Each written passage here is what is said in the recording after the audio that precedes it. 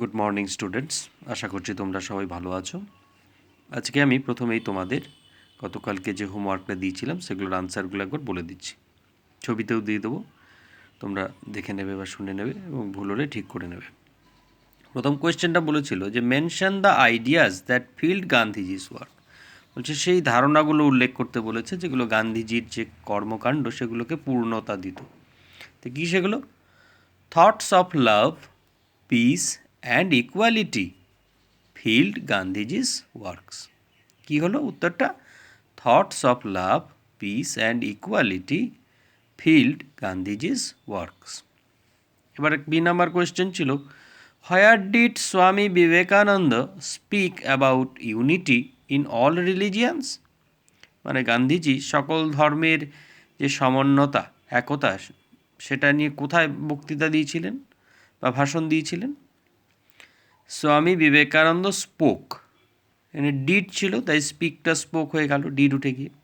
তাহলে Swami Vivekananda spoke about unity in all religions at Chicago. শিকাগোর সিটা কিন্তু ক্যাপিটাল হবে, বড় হাতের হবে। Swami Vivekananda spoke about unity in all religions at Chicago. Number C ছিল যে who started the Rakshabandhan as a festival of brotherhood? ভ্রাতৃত্বের উৎসব পালন করার জন্য রক্ষাবন্ধন যে উৎসবটা, ফেস্টিভ্যালটা, সেটা কে চালু করেছিলেন, কে শুরু করেছিলেন? আমরা জানি রবীন্দ্রনাথ টেগোর। তাহলে রবীন্দ্রনাথ টেগোর, রবীন্দ্রনাথের আর, টেগোরের টি কিন্তু ক্যাপিটাল হবে। Rabindranath Tagore started the Rakshabandhan as a festival of brotherhood. কে করেছিলেন? Rabindranath Tagore started the Rakshabandhan as a festival of brotherhood. Last question ছিল, how did the three great men become immortal? সেই তিনজন মহান মানুষের কথা বলেছে, গান্ধীজি, স্বামীজি এবং রবীন্দ্রনাথ ঠাকুর। বলেছে ইনারা কীভাবে অমর, মানে তাদের কেউ ভুলবে না কোনো দিন, সেটা কেন?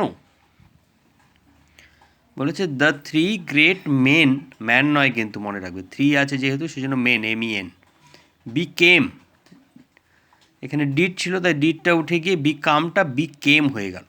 The three great men became immortal for their thoughts and works. তাদের যে চিন্তাধারা এবং তাদের যে কর্মকাণ্ড সেগুলোর জন্যই তিনারা কী হয়ে থাকবেন?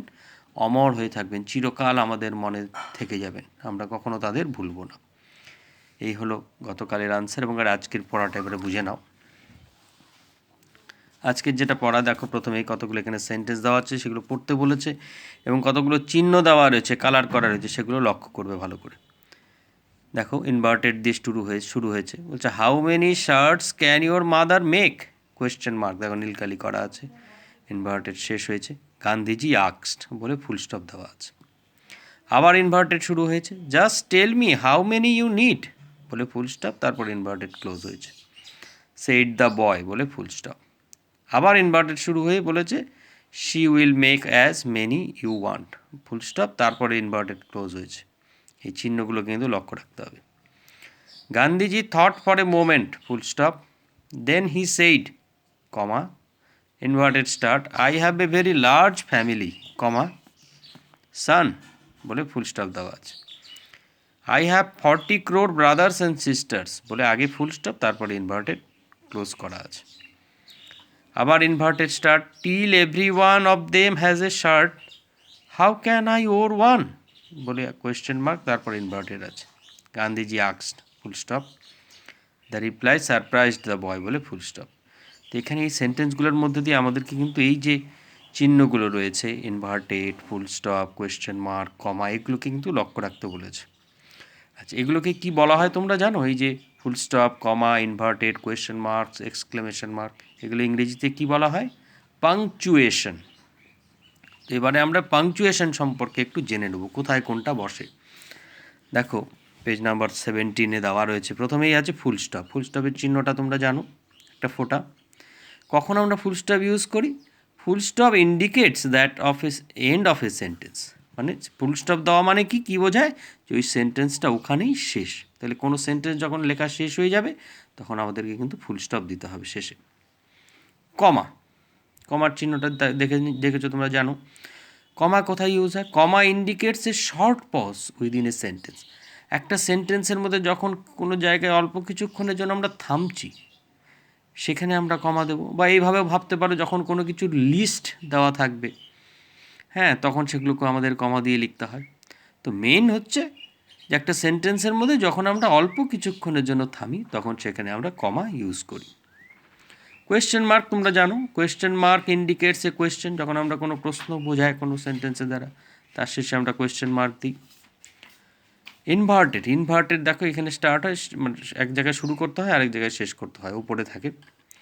Inverted commas are use to indicate direct speech. Direct স্পিচের ক্ষেত্রে ইনভার্টেড কমা ইউজ করা হয়। মানে কারোর কোনো বক্তব্য যখন সরাসরি বলা থাকে, কেউ কোনো একটা বক্তব্য বললো, সেটাকেই কোনো রকম বিকৃত না করে যখন বলা থাকবে, সেগুলোকে ইনভার্টেড কমার মধ্যে রাখতে হবে। যেমন দেখো এই সেন্টেন্সগুলো আমরা দেখলাম, যে কথাটা বলেছিলেন সেই কথাটাই কিন্তু এখানে বলা আছে।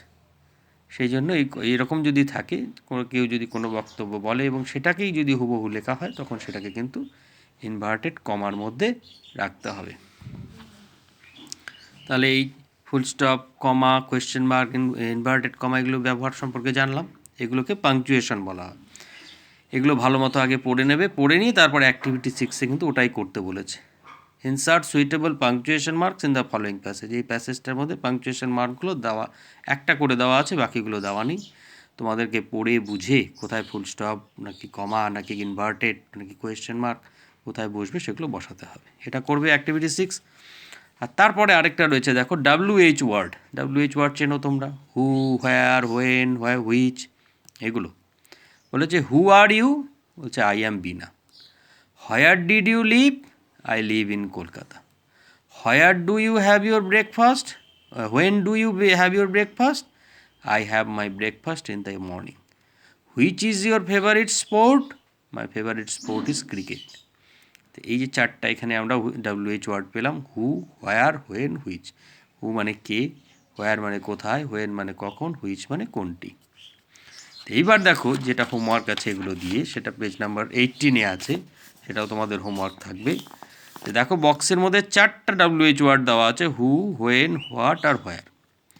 এখানে দেখো অ্যান্সারগুলোও দেওয়া আছে এবং এই প্রশ্নটা দেওয়া আছে, কিন্তু প্রশ্নটার ক্ষেত্রে কোন WH ওয়ার্ড বসবে সেটা দেওয়া নেই। সেটা তোমাদেরকে উত্তরটা পড়ে বুঝতে হবে। এই যে দেখো বলেছে, let's fill in the blanks with the words given in the box. দেখো অ্যান্সারটা বলেছে, I play with my friends in the afternoon. আমি আমার বন্ধুদের সঙ্গে বিকেলে খেলি। তো দেখো এখানে কোয়েশ্চেনটা প্রথমে ড্যাশ দেওয়া আছে, do you play with your friends.